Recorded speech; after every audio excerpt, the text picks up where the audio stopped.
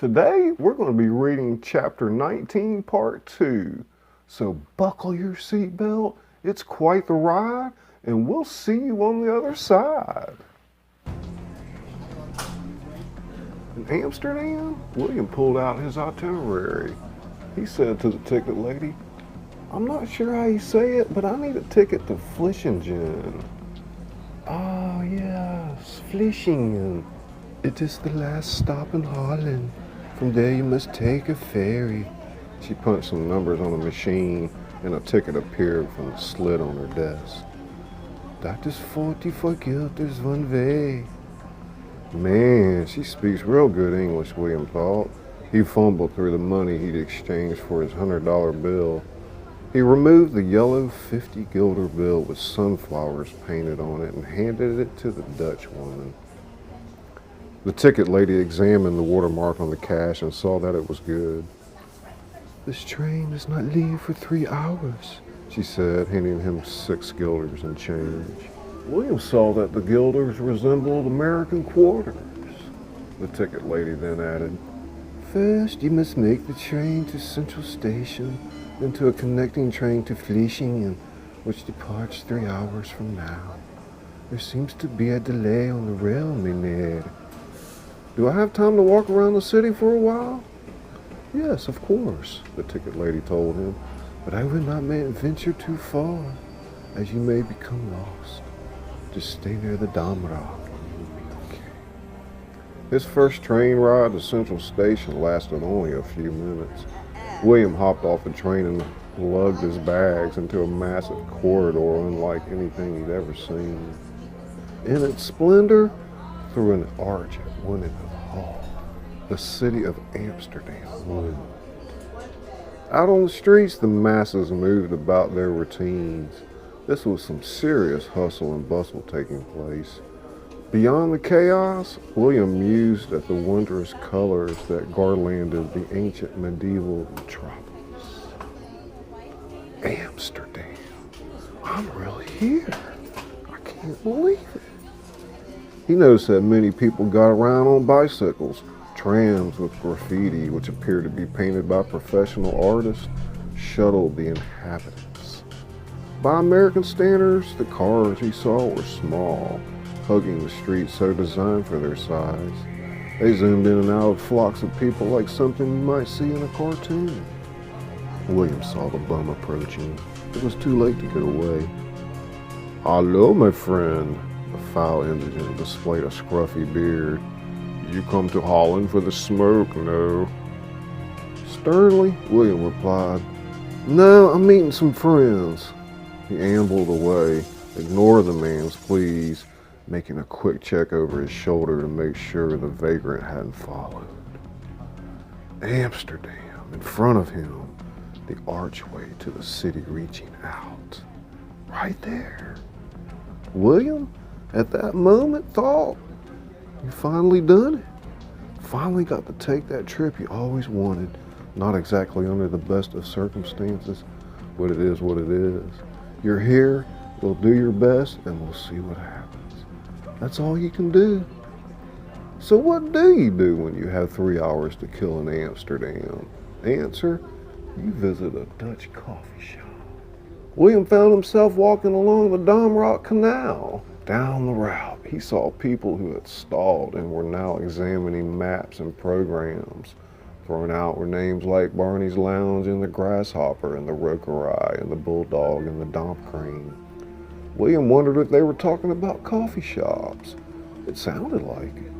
He came to a street called Haringpakkersteeg and spotted 2 coffee shops immediately. Route 99 and Prix d'Ami, right across from each other. He said to himself, "Damn, I gotta choose. Which one? Maybe Route 99? Yeah, I'll check that one out first and then the other." He took a ride on the Damrak on the Haringpakkersteeg. He entered Route 99. At first, he wasn't sure what to make of the place. A split-level building, lots of fluorescent lights, a lower level with 3 pool tables, several bars where people were billing weed. Then he heard someone saying in a British accent, "He is passing out. The hashish is too strong for him." Man, William thought, that must be some serious stuff. The dive was filled with tourists toting bags just like him. Cannabis smoke strangled the air. Here and there, amidst the mob, long-haired hippies smoked bongs in large joints. A dissonance of languages snaked around the room. Unbelievable, William said inwardly. It's a freaking smoker's paradise. The young American found a seat at one of the weed bars and set his bags on the floor in front of him. After a minute or two, a long-haired weed tender came up and said, "First time in Holland, I see." "Yep, just got off the plane a little while ago," William told the guy. "How'd you know?" The weed tender guffawed. "Today, my friend, you are going to get fucked up. It's featuring the Sputnik hashish. It's a great fucking buzz." William thought about the sentence he'd heard moments ago. "He is passing out. The hashish is too strong." William said, "I think I'd rather have some pot to smoke." "No, man, you Americans always want the pot. You must try the hashish today." From behind his ear, a funnel-shaped joint appeared, larger than anything William had ever seen. "This is the good stuff." "I don't know, that looks kind of strong," William said. "Don't you have something a little weaker?" The weed tender looked at him strangely, shot a little wave, and lit the joint. "Where do you come from?" "I grew up in the South, down by New Orleans." "New Orleans, Louis Armstrong. I love the jazz music." The coffee shop employee took a long pull, held it in, exhaled the pungent smoke, and then offered it to William. "Welcome to Amsterdam." William took the big joint, examined it for a second, and then said, "I don't know, man. I never tried hash before." "Ja, natuurlijk," said the Dutchman. "It will be okay." William inhaled a single puff, and that was all it took. The next thing he knew, the room started to spin. His juvenile brain keyed the adventure door. "Yeah, baby, Amsterdam. I have arrived." The weed tender laughed and said, "Take a deep breath, my friend. You will be fine in a moment. It is much better if you relax." William took in the surroundings at the coffee shop and continued talking with the weed tender. After what seemed like an eternity, he thought, "Oh shit, what time is it?" After checking his watch, William realized that he'd only been en Route 99 for a mere 22 minutes. Shit, I wish I could just stay here all day. William stayed for about another 3 more minutes and then queried the weed tender, whom he now considered his best friend. "How's that coffee shop across the street?" "Ja, près me," the weed tender said. "I have a friend from there. You must ask for Heinrich." "Heinrich," William repeated. "Okay." He scooped up his bags. "Hey, thanks, man, for the buzz." "Ja, natuurlijk. You come back if I can help you find something, or if you want to buy some of the good hashish." "Appreciate it." Across the street, inside près me, the interior boasted a much larger area than what appeared from the outside. Again, William heard the sound of pool balls clashing together. "The weed bar?" William asked. "Is there a Heinrich around?" "I am Heinrich.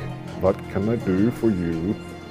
William noticed that the man's accent was a little harsher. "Yeah, your boy across the street told me to ask for you." "In this case, welcome to the coffee shop. Have you been in Amsterdam long?" William's stone reply came, "About 30 minutes." The down-to-earth weed tender with the square jaw and friendly blue eyes said, "I have some good silver haze for you to sample." He produced a 4-inch fat joint that looked like a Cuban cigar. He lit it, puffing profusely, until the cherry burned a bright orange. Again, the strong smell of cannabis filled the air. After 3 or 4 long pulls, the weed tender handed William the joint and said, "Pass up, or it is very strong, my friend." William took a drag and held it deep inside his lungs for as long as he could muster. Finally, he blew out a thick cloud of smoke that tasted like cotton candy. So much better than the weed back home, he said. Is there tobacco in it or something? Yeah, we always to mix the tobacco. It will give you very much light buzz because this weed is so strong. We smoke it straight back home. Yes, I know this. You come from America. Happy vacation, Don. Yeah, vacation. Proudly, the wheat tender said, you shall find the best smoke in Amsterdam. Sorry to travel alone. Well, I'm meeting up with a couple of friends later. Yes, I see now. You want to come to try the smoke first, eh? Like my daddy used to tell me, early bird gets the worm. The wheat tender, not really understanding the American, changed the subject. He asked, will you be staying in Amsterdam long? Actually, I'm supposed to meet my friends in a city called Terneuzen. Terneuzen? What business have you there? I met a long time ago this guy that lives there, and he said I should come and visit one day. So here I am. Yes, I know the city well, but this is a crazy part from the Netherlands. If you enjoyed the reading tonight, don't forget to like and leave a comment down below.